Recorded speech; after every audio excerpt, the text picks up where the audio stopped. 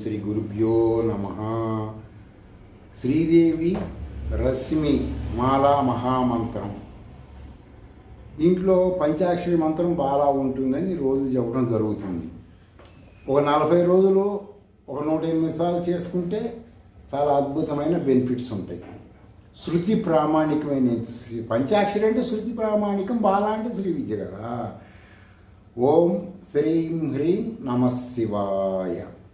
శ్రీం నీల పతాక దేవా నమః. ఐం హ్రీం శ్రీం ఐం క్లీం సౌః శ్రీం నీల పతాక దేవి. దీనిని శబ్ద అర్థజ్ఞానం తెలుసుకొని చెయ్యండి. తెలుసుకొని చేయకపోయినా యాక్టివ్ అవుతుంది. దీనికి ఇంకా మీరు ఏదైనా కలుపుకొని ఇంకా పవర్గా ఉండాలండి అనేట్టయితే సుదర్శన చక్రం, విష్ణుమూర్తి దగ్గర సుదర్శన చక్రం ఉంటుంది కదా, అది ఒక దేవతా అంశ. వాళ్ళ దేవతలు కామరూపులు అని చెప్తున్నారు.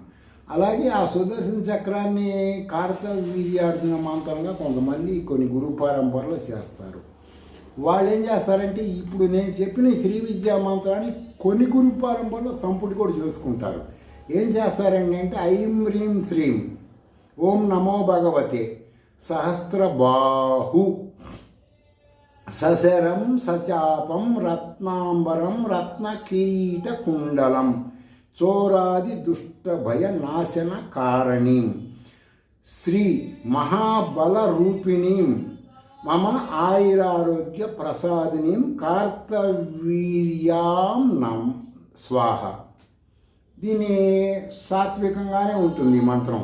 అంటే ఏంటంటే నాకు బాగా మంచి బలము ఇవ్వాలి, ఆయురారోగ్యాలు కావాలి అని చెప్పుకోవటానికి వాడుకుంటారు. దీనికి ముందుగా ఐం హ్రీం శ్రీం అనేది, ఐం అనేది వాగ్బీజము, హ్రీం అనేది ఓంకారంతో సమానమైన సగుణాకార పరబ్రహ్మాన్ని హ్రీం అంటారు. తర్వాత శ్రీము. శ్రీం అంటే ఇక లక్ష్య సిద్ధి. లక్ష్మి అంటే డబ్బులు ఇచ్చే దేవత కాదు, లక్ష్య సిద్ధి. బయట గుళ్ళల్లో గోపురాల్లో గాజులు కుంకాలు డబ్బులు పెట్టి మాలలేసి ఆ టైపుగా మీరు ఊహించుకుంటే మీరు సక్సెస్ అవ్వలేరు.